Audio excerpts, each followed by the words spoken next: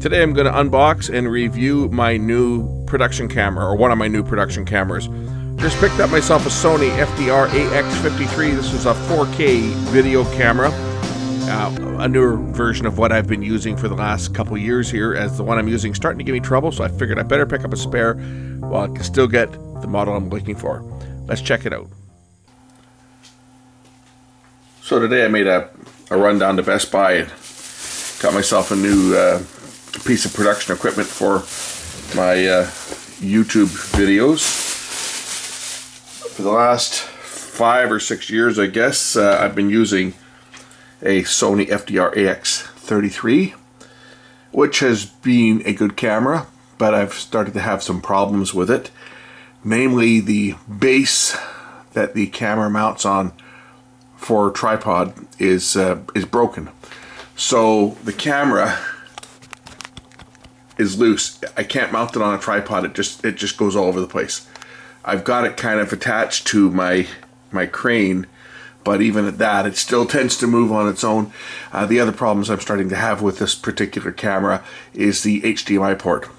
Sometimes it's tricky, just from the bending of the cable back and forth and so forth. The HDMI port is starting to act up. So I figured the camera's probably on its last legs, doesn't owe me anything anymore because I've been using it for the past 5 years, and I wanted to get another one. But they no longer make the FDR AX33. In fact, almost immediately after I bought it, the AX53 came out, which has now been replaced with the AX43. And I'll go through a few of the differences between the two of them, or between the three of them. For example, the AX33, which I'm using now, has a 20.5 megapixel sensor, which means that it can actually take very good still pictures. In addition to shooting 4K video, it can take really good still images. And it has a Carl Zeiss lens, 10 times Carl Zeiss lens, and optical stabilization, which is fantastic. For the AX53, they extended that to a 20 times power zoom Carl Zeiss lens, again maintaining the optical stabilization, but they reduced the number of megapixels on the camera to 16.5 or 16 point, is it 16.5? Anyway, 16 megapixels. The new model that replaces this one, which is a little less money because every time they come out with a new model it gets cheaper, has dropped that down to 8, I believe, megapixels. 8.9 or 9 megapixels, but it's plenty for shooting 4K video. But if you're going to shoot stills with it as well, the image quality is going to suffer slightly. I want the camera primarily for shooting videos, but I do shoot stills because when I travel I take one of these with me, and rather than carry 2 cameras, it's nice to be able to do both with one. So I wanted the larger sensor. I wish it had a 20 megapixel sensor like the predecessor, which I would buy. I would have bought another 33 if I could have got one, but they're not around anymore. So this is the next best thing. Another thing that I really wanted on a camcorder, which sadly they have removed on the AX43, is they've removed the optical viewfinder, the eyepiece. So let's crack this bad boy open. I'm going to put it through its paces. I'll show you all the features on this thing, and I'm going to take it out and do some test shooting with it. So, first time it's opened, I don't think I need to look at any of this stuff. I know how to work it.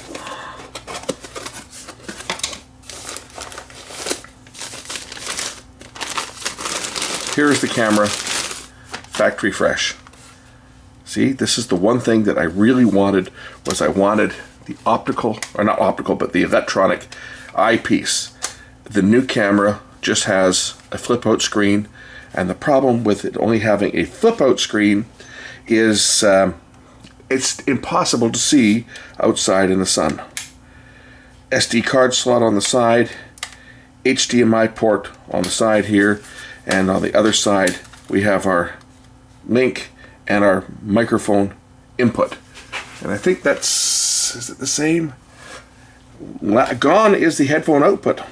Interesting, the AX33 has a headphone output. Oh, they've moved it over to here. The headphone output is over here on this camera.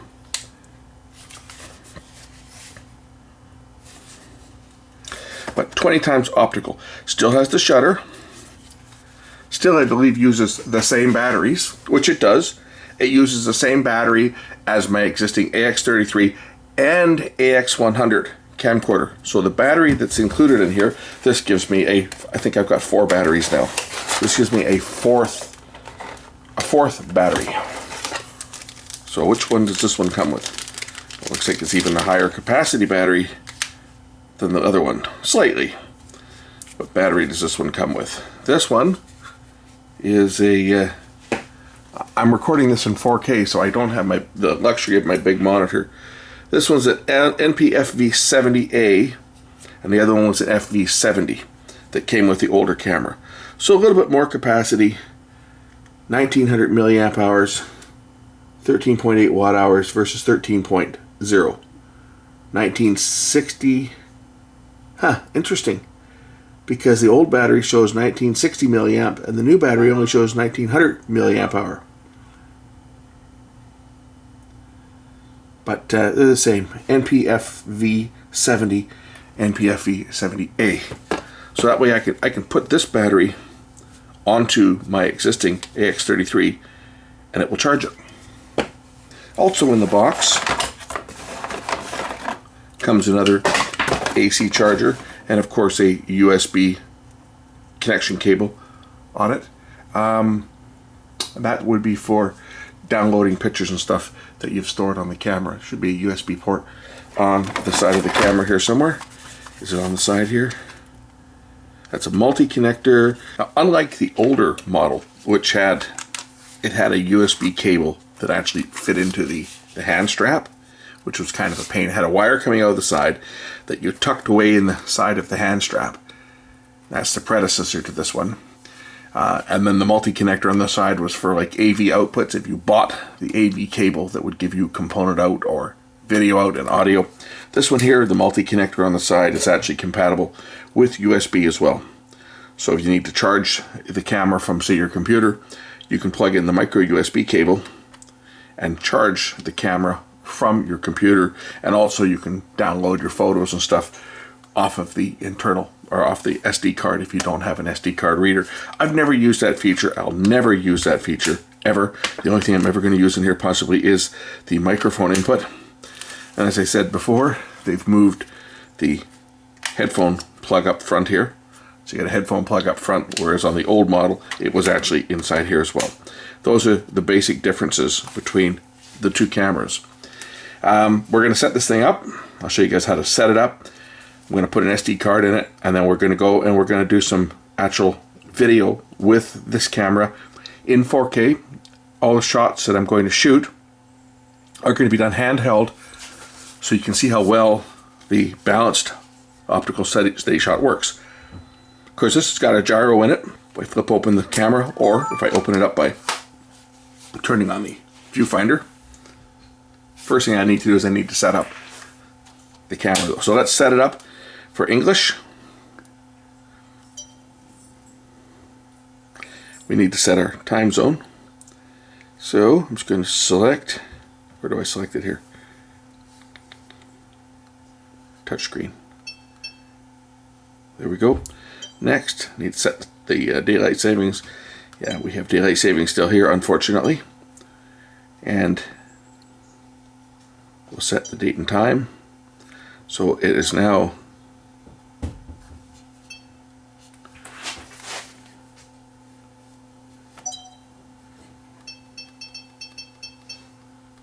October the 7th today.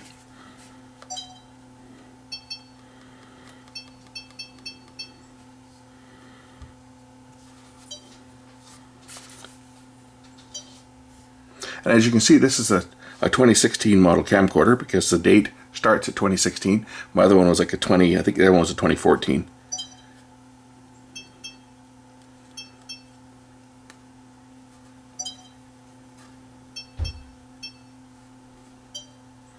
.205, and I should be able to set, got to do the AM and PM, I guess, over here.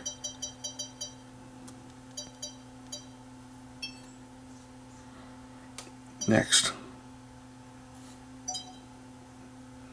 I'm not going to bother with that because I don't. I won't be using the. I won't be transferring using their Play memories, although they do have their own software. I just copy the files and put them on my hard drive and work on them, because most of the stuff I do with this thing is it's stuff for production. So I'm not keeping a lot of the videos. I put them on external drives. Once I've done my shooting, I put everything on external hard drive. Okay, so now to set this thing up, if we want to set it up for 4K, I'm going to go into the menu. I'm going to go into the image size and quality. And I'm going to go, oh, it's already set for 4K, cool. But it's set for 60 megabits. We're going to change this because I'm going to shoot this in 100 megabits for the best quality. I know I can't do stills when I'm in 100 megabits, but I'm going to shoot this in 100 megabits so we can get an idea of the best quality. The footage I'm shooting here is being shot in 60, I believe. That's what this one's going in right now. But the footage I shoot with this will be in 100 megabits. And see, there are all kinds of different settings in here that we can set up. Like, for example, in the image size file format, you can shoot in either AVC HD, which is what I normally use for my normal production stuff. If I selected that, then I could pick the different bit rates. If I go to menu here, image size, quality, here's where I can select frame rate, 60p for example, or 24p or 60i. And I could select highest quality, which is what I usually shoot my 60 frame videos when I'm doing my repair videos. That's what I normally shoot them in, is in the highest quality mode. But for now, we're going to go back and we're going to set this back to 4K.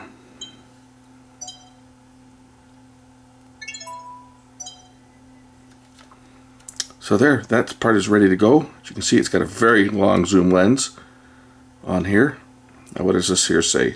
Zoom. I have to look at some of the menus on this thing. But anyway, let's get a card in here, get this thing set up, and take it out and do some shooting. So this is a shot from the FDR AX53 zoomed in all the way. And I'll cut over to the AX53. As you can see, it is considerably closer. But where we really see the difference is on the wide angle. So I'll zoom the AX53 all the way back. This is the 20 times zoom. And we'll finish this up with the same wide angle shot from the AX33. As I've already mentioned though, I bought the camera primarily as a YouTube camera.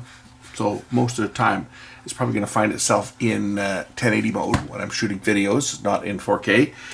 I'll be taking it when I do road trips and traveling and stuff, because it's a lot easier to pack something like this around than to take around my AX100, which is my other production camera, which is considerably larger than this and probably does deliver a bit better picture. I do have some files on the memory card that I'm gonna do some shooting with here. I've got my little Sony 64 gig ultra speed, which will support 100 megabits of writing. The SanDisk that I've got actually in this camera now that I'm recording on will not support 100 megabit writing, but this one will. So I'm going to do some shooting with this afternoon, and I'm going to do it all handheld, so I'm not taking a tripod with me. I do have shots that I did do with the AX100 that were done earlier in the year, which is on this memory card. So I'll be able to do some comparisons to shots that, oh, that was today's shot. Let's go back here to some stuff that I did. Some stuff that I did a little bit earlier, back in I think February, before the whole pandemic hit. I did some shooting with my AX100. So it was a nice day that day. This was all done with a tripod. So I'll show you some shots done with the AX100, as well as some shots that I'm going to do with this camera this afternoon. And as I say, the stuff that I'm going to do this afternoon is all going to be handheld. Some of the features on here, I'm not going to go through all of the features on here, but you can do basic editing. This camera also has a time-lapse capture mode, which you can set it up and set it up. Now I've got it set for 1 second, so I don't know how I do this. Do I press the photo button? I guess I press the photo button. There you go. And it's going to take a series of photos. And you can set up your time lapse. So this will do built-in time lapse. So if I go into setup, I can probably go into the setup for the time lapse. How often to take a picture if you're shooting a time lapse. Time lapse capture mode. Probably a button here I can press. Shooting mode, time lapse capture. What is it here? Okay, number of shots. Okay, here's your interval. So you can set it 1 second, 5 second, 30 second, 1 second, 2 second, 5 second, 10 seconds, 30 seconds. Usually I shoot time lapse at 5 seconds, and then you can set the number of shots that you want. You can set any number of shots. So this is, I'm going to be trying this out. You can set your auto exposure lock or auto exposure tracking, capture, image size. You can set it to HD or 4K for your capture size, how many number of shots you want. I did want to try the time-lapse feature when I was shooting today. Unfortunately, the fog rolled in and blocked the sun, so I couldn't get the sunset that I really wanted to get. We'll do another one. We'll show this off with time-lapse on it on a future video. But let's take a look at some actual shots made with this, and we'll compare it to the bigger AX100. Okay, this shot that we're looking at here, this was shot with my FDR AX100 on a tripod, of course, and I had an ND filter on, as well as I was shooting through a polarizing filter.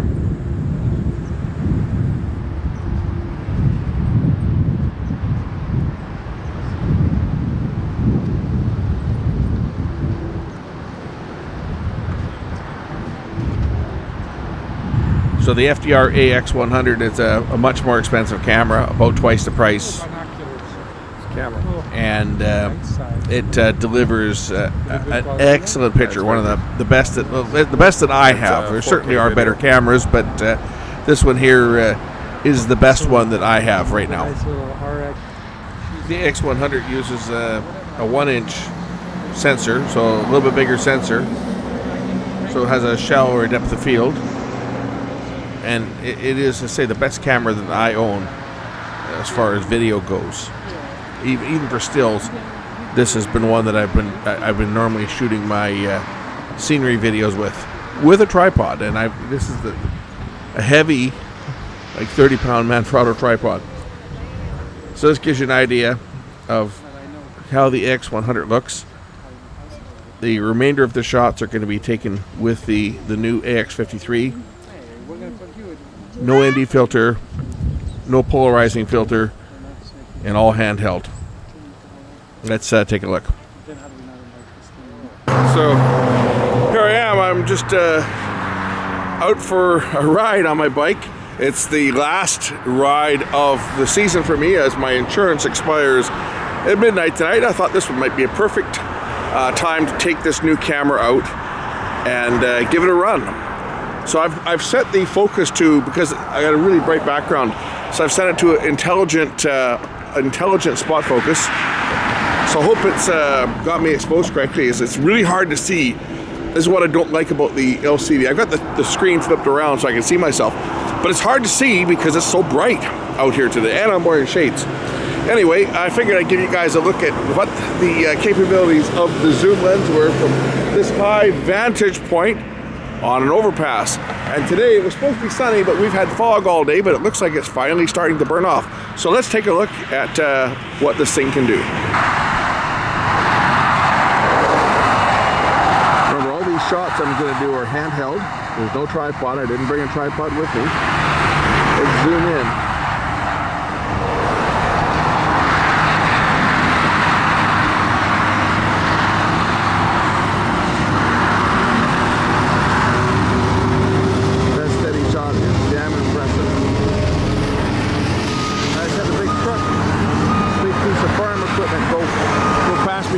the whole entire overpass. Big cat, big cat. Oh, there it is. That was the guy that was working on the other road. It's not even on a truck. That is a excavator that's on wheels. And he's driving it from the cab. This whole overpass shook when he went over. But look at that for steady shot. For handheld. Incredible. That's one thing that Sony has done, and they've done exceptionally well, is it's basically like having a gimbal in the camera. The lens itself floats. And not only does it have digital steady shot, but it also has this active optical steady shot, which moves the lens. It keeps the sensor and the lens from moving.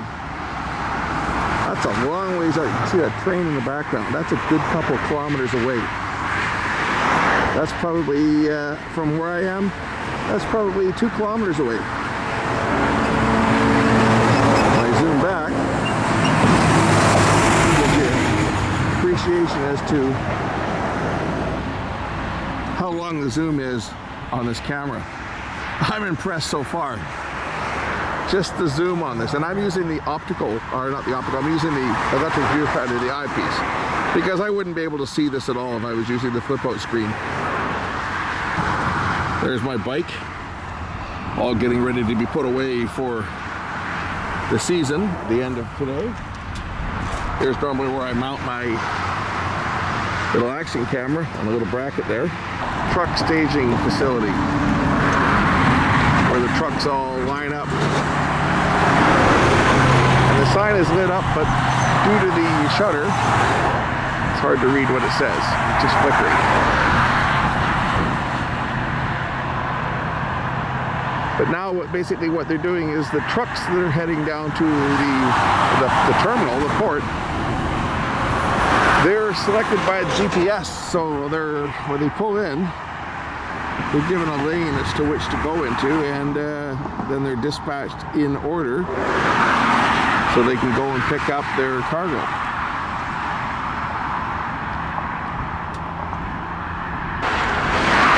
Look down the freeway here, that's about 5 kilometers, that crane that you see. That's about 5 kilometers away. That's building the new casino that they're putting out here. And once again, I'm hand holding this shot.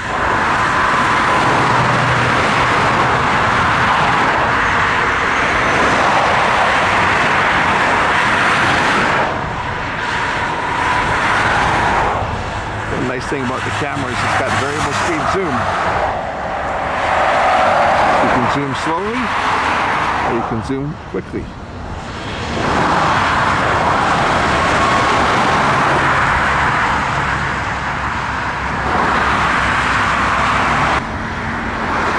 Gonna do a nice slow pan across the landscape.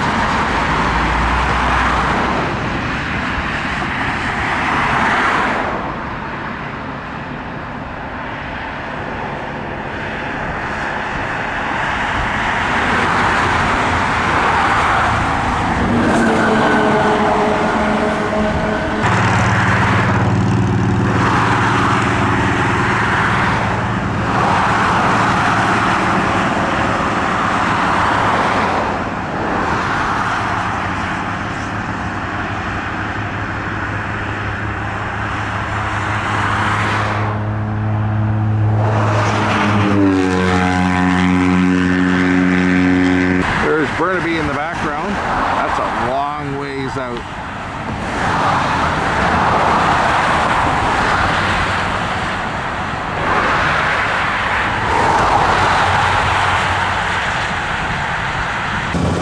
Okay, yeah, I'm riding and I'm shooting at the same time. Okay, I got my throttle lock set and I'm riding on a road with no traffic, so don't worry about me. I'm fine. Oh, smell the marijuana growing. Yeah. There's a bird up there. Let's see if I can get him.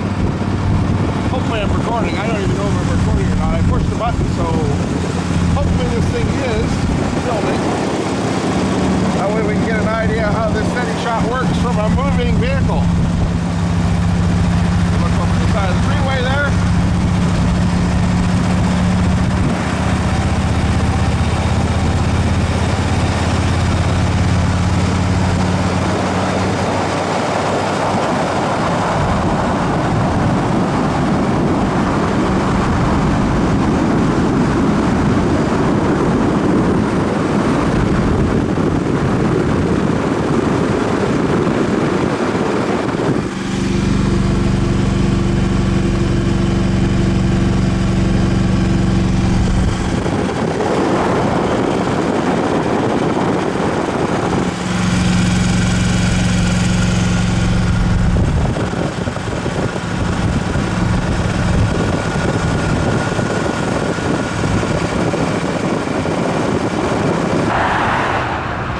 Here's the other freeway,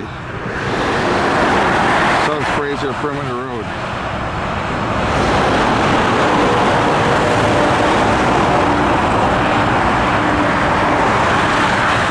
It's a single-handed use. I'm not holding the camera with the second hand, just one hand, zoomed in all the way. As you can see, this is a truck route, lots of trucks on here. Lots of cops on here tagging people left, right, and center for speeding. In fact, they usually hide right under the overpass that I'm standing on. Catch people doing just what that guy just did. Any of you linesmen out there know what those are? I suspect that they are a loss of phase detector, as I saw two of them blinking one night. This is on the primary. One night I saw two of these things flashing and one not, so I am assuming that that is what that is for, to tell the linesman if there's a phase that still has power.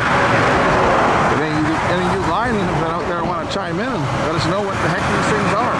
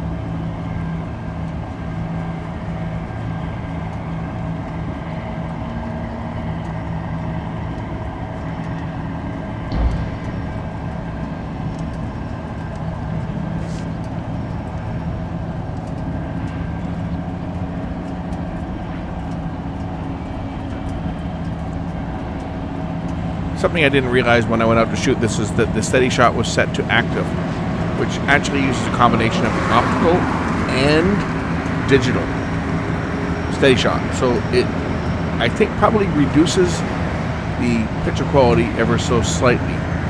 This is because it crops the image slightly so that there's a buffer area around the edge of the picture to give stronger image stabilization, and it was turned on by default, so I may have to redo some of these things, see if I can get an even better picture, but I didn't realize that until after I'd already done all the shooting. Still, it looks pretty darn impressive. That zoom ratio is just incredible. Come a long ways out from the top of that bridge. Cool, they got a camera right on the top of that bridge on that right tower.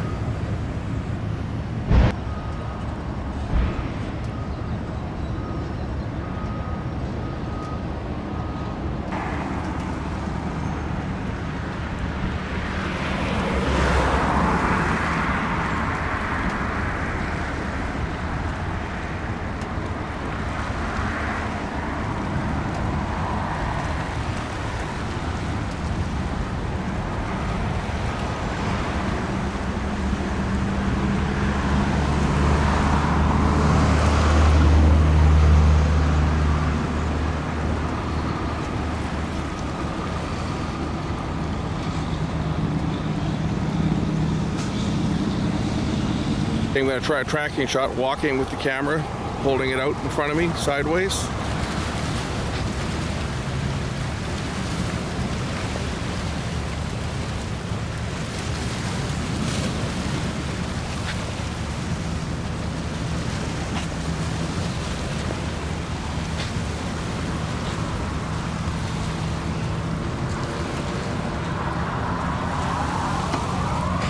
I'm going to try a shot walking forward.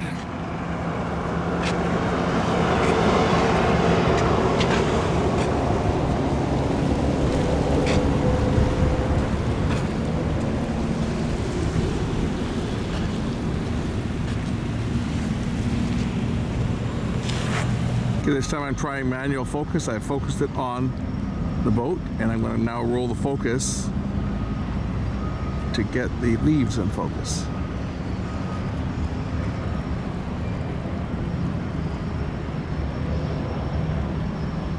I got the focus enhancer on, so as soon as I touch the ring to focus, it actually zooms in to make it easier to focus. Yeah, that's me shaking the camera there. There's only so much it can do, right?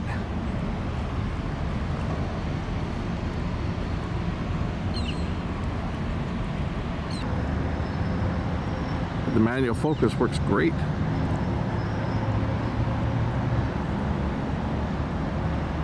Gotta like it. Very happy with what I see so far in the viewfinder as I'm testing this thing out. Even when I walk with it, it's very, very, very still. At least looks still in the viewfinder. I guess we'll find out once I get back home and edit this. As you can see, the day has turned out to be quite nice. The sun is up, and the fog is gone, at least out here. Back at home it's probably still foggy, but the fog is gone out here. It's a beautiful day for a ride out here on the Fraser River. Wonderful.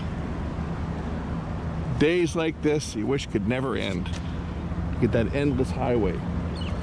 Now all they need to do is invent an endless gas tank. You gotta stop and fill this thing up every time I turn around. It's kind of a bit of a hog on gas. So I'll just try shooting from a moving car, just holding the camera up in the window and shooting out the front window. I'm not looking at what I'm shooting, so I hope I'm framed up here. I'm just kind of holding it up and over the sun visor. But I just want to get an idea of how it'll perform through the front window. And again out the side window.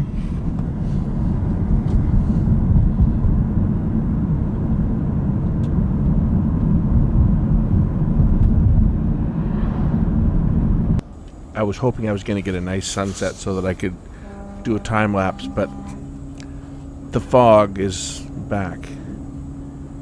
and we really aren't seeing much. Anyway, that's a quick look at the FDR AX53. I think this is going to be a real winner, and I'll be using it for future productions. I'll be using it to replace my AX33 when it finally packs it in my studio. But yeah, I'm very happy with this camera so far. It is a solid performer for those looking for a video camera. I would highly recommend this model.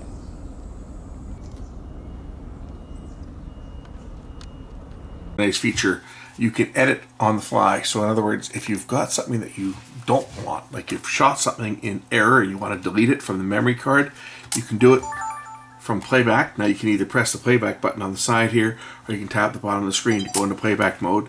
It'll give you a list of all your shots that you've got. This starts out with the stuff that I just shot today, and say this last shot down here, I want to get rid of this last shot.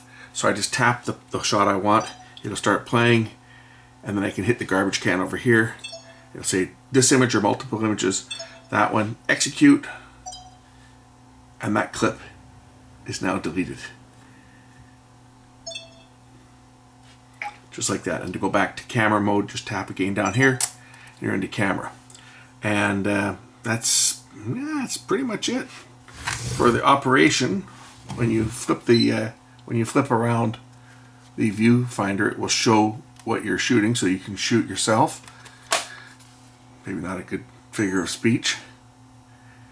And when it closes, when it shuts it off, the shutter will close to protect the lens. That's a feature that I really like on these cameras. You can see the lens moving there. That's the stabilizer. It's a wonderful system. Okay, that's it. Thanks for watching. We'll catch you in the next one real soon. Bye for now.